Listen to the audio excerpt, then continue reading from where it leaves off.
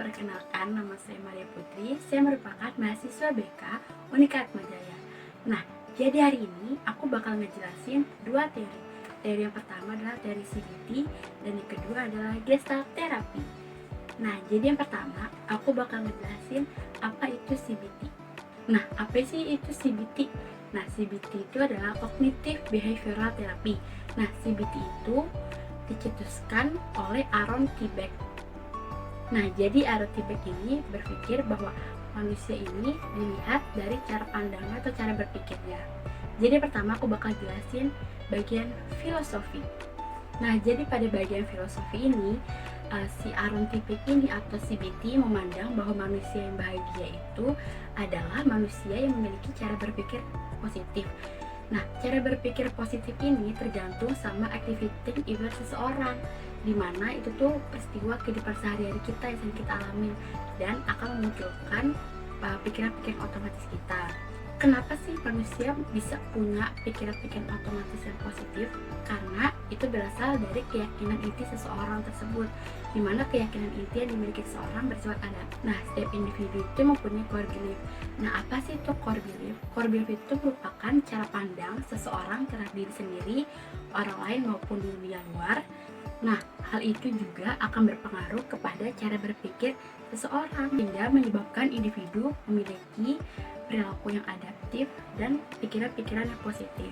Nah, konsep dari CBT itu sendiri yaitu pikiran itu berada sebagai sistem pusat atau yang ditekankan pada teori ini. Dalam teori ini menyatakan bahwa apa yang ada di pikiran manusia akan juga dipengaruhi oleh perasaan. Nah, perasaan tersebut akan mempengaruhi perilaku kita. Jadi apabila pikiran kita positif, maka akan menghasilkan perasaan yang positif dan perilaku yang positif juga. Begitupun sebaliknya, apabila manusia mempunyai pikiran negatif, maka perasaan yang muncul akan negatif juga, serta perilaku yang muncul juga akan negatif. Maka dari itu, seseorang yang memiliki pemikiran negatif perlu diubah cara pandangnya. Nah, jadi pada bagian patologi ini, individu yang memiliki cara berpikir yang negatif akan menghasilkan activity event yang negatif juga. Nah, activity event yang negatif ini akan mempengaruhi juga pikiran-pikiran otomatis negatif yang muncul. Nah, dari pikiran-pikiran otomatis negatif ini yang muncul akan menimbulkan distorsi kognitif. Nah, hal ini akan menyebabkan keyakinan inti pada seseorang menjadi tidak adaptif lagi atau bersifat maladaptif. Nah, jadi dari bagian tujuan ini adalah mengubah pola pikir individu yang negatif dengan melihat distorsi kognitif yang ada pada diri individu tersebut. Kita lihat nih, apa sih yang dialami individu tersebut. Nah, setelah itu kita akan membantu individu yang bermasalah tersebut untuk menata kembali pikiran-pikiran yang negatif menjadi pikiran yang lebih positif atau yang lebih adaptif, yang akan menimbulkan perasaan yang positif serta perilaku yang positif juga. Nah, jadi yang keempat adalah bagian strategi. Nah, jadi pada bagian strategi ini, konselor dapat menggunakan metode ABC atau ABC, yaitu yang pertama adalah activating event. Nah, activating event atau peristiwa-peristiwa yang muncul dalam kehidupan seseorang itu tidak apa-apa bila jika tidak bisa diubah. Jadi pada bagian B ini adalah automatic thoughts. Nah, automatic thoughts ini dapat dilihat dari kehidupan dari si konseli ini. Kita dapat melihat apakah pikiran-pikiran yang dirasakan oleh si konseli ini bersifat rasional ataupun irasional. Nah, hal ini akan menimbulkan pada keyakinan inti atau core belief dalam diri seseorang. Nah, apabila seseorang ataupun konseli ini memiliki pemikiran yang rasional, maka akan menimbulkan konsekuensi yang bersifat positif atau baik. Begitupun sebaliknya, apabila pikiran yang ada di dalam si konseli bersifat negatif, maka akan menghasilkan konsekuensi yang negatif juga. Lalu pada bagian C atau konsekuensi, seorang konselor dapat melihat individu tersebut kenapa bisa sih dia bersifat seperti itu. Kita dalam bagian konsekuen ini kita bisa melihat apa sih latar belakangnya dia bersikap seperti itu. Lalu dapat dicari dengan melihat dari core belief atau keyakinan inti dari diri seseorang tersebut. Pada bagian kelima adalah bagian teknik. Nah, jadi kita bisa melihat nih apa aja sih teknik-teknik yang ada dalam CBT ini. Yang pertama itu adalah teknik didaktik dialog. Nah, pada didaktik dialog ini, seorang konselor membantu konseli dengan cara mengajarkan teori ABC. Nah, tadi kan teori ABC itu kan udah kita jelasin pada bagian strategi kan. Nah, jadi pada teknik ini, teori ABC ini diterapkan untuk menganalisis kasus atau masalah yang dihadapi oleh seorang konselor. Nah, di mana seorang konselor dapat menganalisis distorsi kognitif apa saja yang muncul dalam diri seorang konseli dan dapat melihat apa saja pikiran-pikiran otomatis yang muncul dalam diri konseli sehingga dapat mengubah pikiran-pikiran negatif menjadi pikiran yang lebih positif. Nah, yang kedua adalah teknik reframing. Nah, jadi pada teknik reframing ini, seorang konselor membantu konseli untuk membikai kembali pikiran-pikirannya yang dari pikiran negatif menjadi pikiran yang lebih positif. Nah, jadi pada teknik reframing ini, seorang konselor itu kayak memberikan ide atau pandangan lain tentang diri mereka. Jadi biar si konseli ini tidak terlalu berfokus kepada pikiran-pikiran yang ada di dalam dirinya. Nah, jadi yang ketiga itu ada CBM. Apa sih itu CBM? Nah, CBM itu adalah Cognitive Behavioral Modification. Nah, jadi Cognitive Behavioral Modification ini seorang konselor membantu konseli yang awalnya memiliki pikiran yang maladaptif menjadi pikiran lebih adaptif lagi. Nah, dengan cara mengubah pemikiran yang negatif menjadi pemikiran yang lebih positif. Jadi teknik yang keempat adalah teknik SIT. Nah, teknik SIT ini adalah teknik Stress Inoculation Training. Nah, jadi di mana seorang konseli dilatih untuk menangani kondisi stres yang dialami oleh dirinya. Nah, jadi sebelum dia mengalami stres, jadi si konselor ini nih ngebantu dia dulu gimana sih cara menangani stresnya. Jadi supaya dia tuh nggak terlalu stres pada saat dia mengalami keadaan yang membuat dirinya tertekan. Atau dapat dikatakan dapat mengatur atau memanajemen kondisi stresnya yang ada dalam dirinya. Nah, jadi teknik yang kelima itu adalah teknik thought stopping. Nah, teknik thought stopping ini itu membantu seorang konseli untuk dapat memblokir serangkaian tanggapan yang diterimanya secara kognitif. Nah, teknik thought stopping ini dapat digunakan untuk seseorang atau konseli yang mengalami ketidakproduktifan gara-gara dia itu memiliki pikiran yang negatif tentang dirinya dia dengan cara menekankan atau menghilangkan pikiran-pikiran negatif yang ada pada dirinya. Teknik yang keenam ini adalah teknik MBCT. Nah, teknik MBCT ini adalah Mindfulness Cognitive Behavioral Therapy. Nah, jadi pada teknik MBCT ini seorang konseli diajak untuk seperti meditasi atau latihan pernafasan. Nah, jadi mereka itu biar lebih rileks, biar lebih tenang dalam menghadapi masalah-masalahnya. Nah, jadi pada terapi ini berfokus untuk membantu konseli untuk dapat mengatur pikiran-pikiran yang muncul dalam dirinya dia. Nah, teknik yang terakhir adalah teknik homework. Nah, jadi teknik homework ini atau kayak bisa dikatakan kayak PR gitu loh. Nah, jadi seorang konseli itu diajak untuk mempraktekkan kembali teknik-teknik yang telah diajarkan pada saat proses konseling sehingga pikiran-pikirannya dia atau masalah yang dihadapinya dia itu lebih dapat teratasi. Nah, setelah teratasi maka seorang konseli dapat menunjukkan atau dapat membuat hal-hal menjadi lebih produktif lagi. Nah, tadi itu dia penjelasan dari CBT atau Cognitive Behavioral Therapy. Nah, saat ini aku bakal ngejelasin teori yang kedua, yaitu Gestalt Therapy. Nah, Gestalt Therapy ini foundernya itu Fritz and Perls. Jadi aku akan menjelaskan bagian pertama itu adalah bagian filosofi. Jadi pada bagian filosofi, teori ini tuh memandang manusia yang bahagia atau manusia yang produktif itu, yaitu manusia yang dapat menjalankan tugas kehidupannya pada saat masa ini atau here and now, sehingga ia dapat menjadi versi terbaik dalam dirinya. Nah, jadi si Gestalt Therapy ini punya 3 konsep. Nah, yang pertama itu adalah past atau masa lalu. Nah, biasanya di masa lalu ini seseorang mengalami unfinished business atau masalah yang belum terselesaikan sehingga menyebabkan trauma dalam dirinya. Kedua adalah present atau here and now. Jadi, manusia pada saat ini itu harus menjalani tugas kehidupannya secara baik. Nah, walaupun ia dipengaruhi oleh masa lalunya dan Ia pun memiliki ketakutan pada masa depannya, tetapi ia harus tetap menjalankan kondisi here and now-nya secara baik. Nah, yang ketiga adalah future atau masa depan. Nah, pada bagian future atau masa depan, seseorang itu harus mempunyai self-actualization.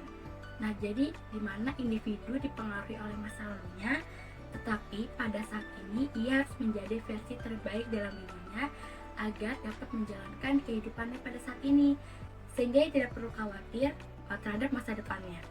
Nah, bagian kedua adalah bagian patologi. Nah, jadi pada bagian patologi ini, si teori ini tuh memandang bahwa manusia tidak sehat itu manusia yang mengalami unfinished business. Nah, yang tadi aku udah jelasin nih kan, kayak unfinished business itu kan masa lalu yang belum terselesaikan, dimana seseorang dapat saja mengalami post traumatic disorder ataupun dia tuh merasa kayak saat ini tuh gue tuh masih ngalamin hal tersebut kayak gitu. Dan yang kedua adalah manusia terlalu khawatir terhadap masa depannya, kehidupan saat ini atau here and now seseorang tersebut tidak dijalankan secara optimal. Nah, yang ketiga adalah bagian tujuan. Jadi di bagian ketiga ini tujuan, konselor dapat membantu konseli untuk berdamai dengan masa lalunya agar fase here and now atau saat ini yang dialami oleh manusia itu dapat berjalan secara optimal. Nah, apabila pada fase here and now seseorang tuh udah optimal, dia akan mempunyai self actualization yang baik pada saat di masa depannya. Nah, tujuan yang kedua dari konseling ini ialah membantu manusia yang bermasalah itu dapat menerima dan mengekspresikan perasaannya sehingga dia tuh dapat memiliki pemahaman diri yang baik dan dapat memiliki self actualization yang baik pada saat di masa depannya. Nah, yang bagian keempat adalah bagian strategi. Nah, di bagian strategi ini seorang konseli ataupun orang yang bermasalah dapat mengurangi pemikirannya tentang masa lalunya dan tidak terlalu mengkhawatirkan masa depannya, sehingga pada saat masa ini atau here and now seseorang itu lebih optimal dan dapat menjadi versi terbaik dalam dirinya. Nah, yang kelima itu bagian teknik. Nah, jadi bagian teknik yang pertama itu adalah empty chair. Nah, jadi pada teknik empty chair ini dimana konseli seolah diminta berbicara dengan seseorang yang dicintainya yang hadir di kursi kosong tersebut. Jadi kayak seolah-olah dia tuh berbicara sama orang yang pengen dia sampaikan pesannya nih, tapi orangnya tuh nggak ada di kursi kosong tersebut. Nah, yang kedua itu adalah teknik top dog dan underdog. Nah, di mana teknik ini mengatasi konflik antara si top dog dan underdog dengan cara memberikan argumen-argumen yang terbaik nih dari mereka berdua. Jadi apa sih yang mereka inginin berdua ini sehingga mendapatkan argumen terbaik untuk keduanya. Contohnya kayak misalkan anaknya ingin kuliah di Universitas A, tapi orang tuanya tuh pengen dia kuliah di Universitas B. Nah, jadi dengan menggunakan teknik ini orang tua dan anaknya tuh dapat memberikan argumen-argumen sehingga apa sih nanti jalan tengahnya atau argumen terbaiknya yang dapat memberikan solusi untuk si top dog dan underdog ini. Nah, jadi yang ketiga adalah teknik reversal exercise. Nah, jadi di teknik ini seorang konseli disuruh atau diminta oleh konselor untuk melawan rasa takut itu atau melakukan tingkah laku dari kebalikan atau menekan rasa takutnya gitu loh. Jadi contohnya misalkan A adalah seorang anak yang pemalu nih, jadi dia tuh disuruh gurunya untuk berpidato nih, sengaja nih gurunya kan. Nah, dengan cara ia berlatih di depan kaca ataupun meningkatkan kepercayaan dirinya. Jadi nih si A yang pemalu ini dapat menekankan rasa pemalunya ini sehingga ia dapat menjadi seseorang yang lebih percaya diri lagi. Nah, jadi teknik yang keempat adalah teknik rehearsal exercise. Nah, di mana konsel ini diminta oleh konselor untuk mengatakan kepada orang lain tentang fantasi-fantasi yang ada dalam dirinya secara internal. Jadi kayak apa aja yang dia rasain, apa sih pemikirannya dia. Jadi itu ngasih tahu ke orang lain apa sih yang menjadi pemikiran-pemikiran dia kayak gitu. Nah, yang kelima adalah teknik exaggeration exercise. Nah, pada teknik ini, konseli diminta oleh konselor untuk mengulang kembali gerakan tubuh atau bahasa tubuh yang biasa ia lakukan pada saat tingkah laku tertentu gitu loh. Nah, teknik yang keenam adalah teknik stay with the feeling. Teknik ini itu biasanya dilakukan pada saat proses konseling dengan cara si konselor ini menempatkan atau merasakan apa sih yang ia alami pada saat proses konseling. Jadi kalau misalkan si konselornya ini lagi sedih, si konselor tuh gak apa-apa, biar aja, gak apa-apa kamu merasa sedih, biar kamu tuh tahu apa yang akan kamu lakukan ke depannya dengan perasaan seperti ini. Nah, itu dia bagian terakhir dari si gestalt terapi ini. Nah, setelah itu aku bakal jelasin analisis kasus dari kedua teori. Nah, pada analisis kasus ini aku menggunakan film Ngenes atau Ngetohin Hidup ala Ernest. Nah, jadi film ini tuh semacam film autobiografi dari Ernest Prakasa.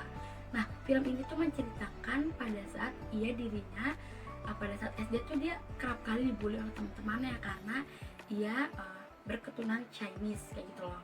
Nah, sehingga menyebabkan dia itu berpikiran kalau misalkan gue nikah sama orang yang gak berketurunan Chinese, gue bakal punya anak yang gak sipit kayak gue. Nah, dia bilang kayak gitu kan. Nah, padahal belum tentu dia memiliki anak yang berketurunan Chinese ataupun tidak gitu loh.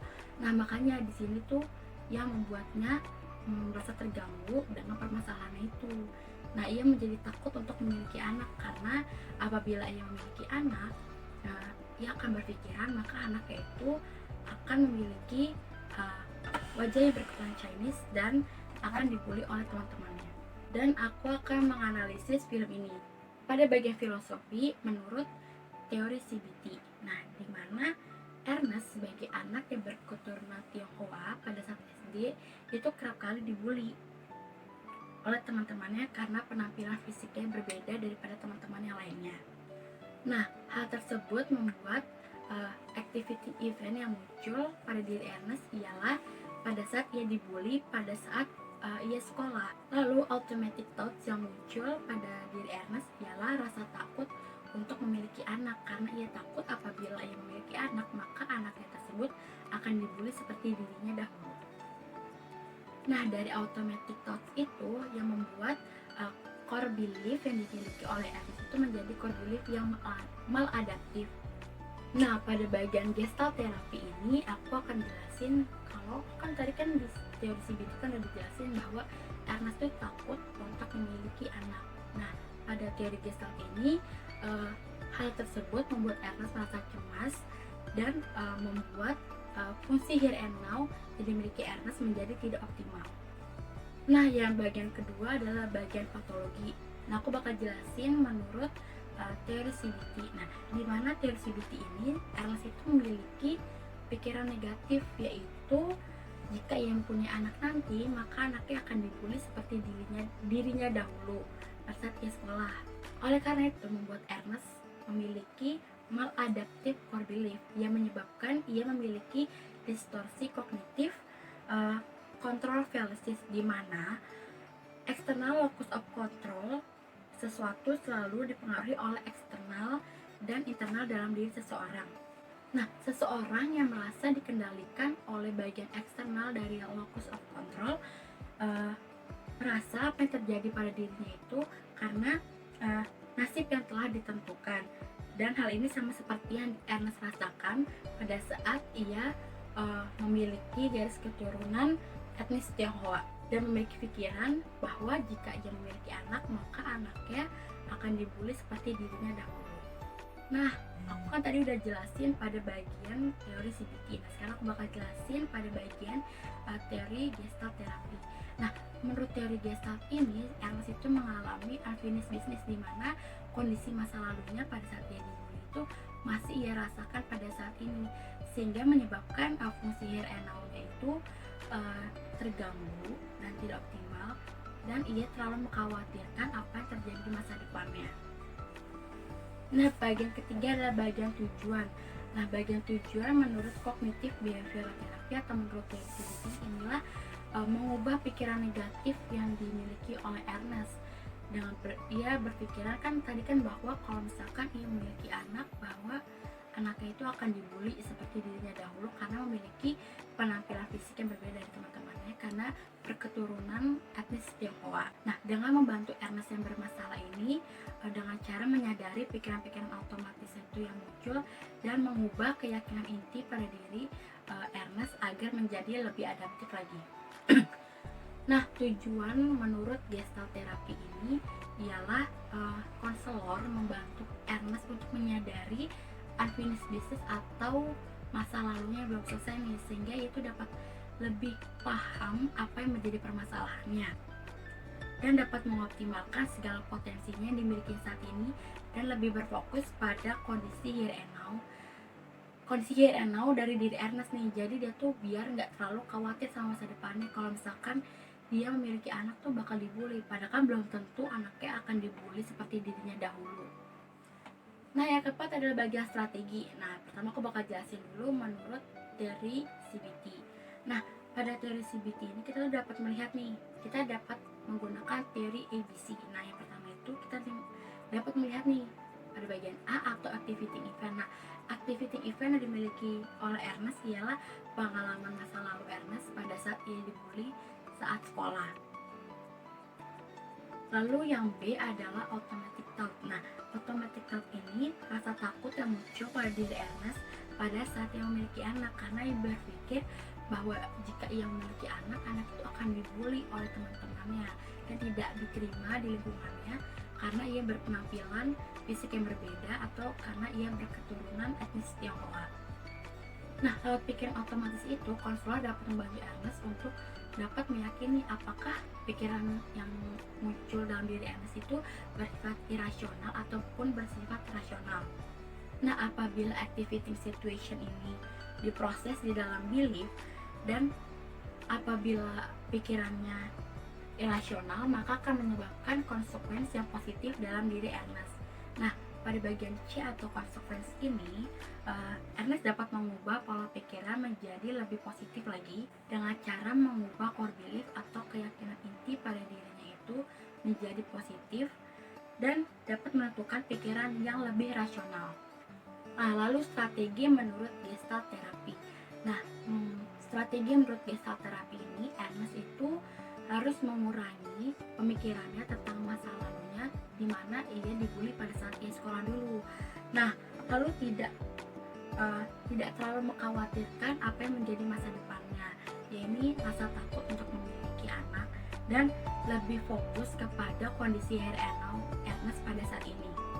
Nah, di mana Ernest harus melihat nih pada kondisi lingkungan saat ini, di mana pada saat ini kan orang-orang tuh udah tidak terlalu melihat perbedaan etnis dari diri seseorang. Saat ini orang-orang memiliki pemikiran yang lebih terbuka terhadap orang-orang yang memiliki etnis dari suku lain.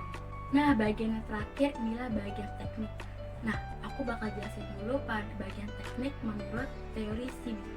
Nah, teknik yang dapat digunakan menurut cognitive behavioral therapy adalah dengan menggunakan didactic dialogue. Nah, di mana menggunakan didactic dialogue ini dengan cara menganalisis masalah yang dialami oleh Ernest dengan menggunakan teori ABC yang tadi aku udah jelasin pada bagian strategi dari CBT ini. Nah, di mana konselor itu menganalisis apa yang menjadi rasa takutnya Ernest dan menganalisis apa sih pikiran-pikiran negatif yang muncul dalam diri Ernest sehingga dapat mengubah cara pandang Ernest menjadi lebih baik lagi ke depannya. Nah, teknik yang dapat digunakan dalam Gestalt terapi itu ada dua, bisa menggunakan teknik empty chair dan bisa menggunakan teknik top dog dan underdog. Nah, di mana menggunakan teknik empty chair ini seolah-olah tuh Ernest berbicara dengan istrinya ataupun Mira gitu loh. Dia dapat mengatakan apa yang menjadi keluh kesahnya mengapa dia tuh takut memiliki anak. Karena pada di film ini Ernest tuh tidak mengatakan apa yang menjadi kekhawatirannya kenapa ia tidak mau memiliki anak. Nah, teknik yang kedua adalah dapat menggunakan teknik top dog dan underdog. Nah, di mana Ernest dan juga Mira dapat mengatakan apa yang menjadi keinginannya satu sama lain sehingga dapat menyimpulkan atau mendapatkan jalan tengah ataupun kayak mendapatkan argumen yang terbaik bagi keduanya, sehingga keduanya tuh sama saling tahu apa yang menjadi masalahnya Ernest dan apa yang menjadi masalahnya Mira juga. Nah, sehingga mencapai argumen terbaik bagi keduanya. Nah, itu dia penjelasan aku mengenai teori CBT dan teori Gestalt terapi dalam analisis film Ernest ataupun film karya Ernest Prakasa ini. Nah, semoga apa yang telah aku jelaskan ini dapat bermanfaat bagi kalian yang menonton. Dan saya mengucapkan terima kasih kepada Pak Lasel selaku dosen yang telah memberikan pemahaman materi bagi saya, sehingga saya dapat membuat video ini yang bermanfaat bagi orang lain. Mohon maaf apabila ada perkataan ataupun perbuatan dari saya yang kurang menyenangkan atau kurang berkenan dalam video ini. Nah, semoga video ini dapat bermanfaat bagi kalian, and thank you for watching. Bye bye.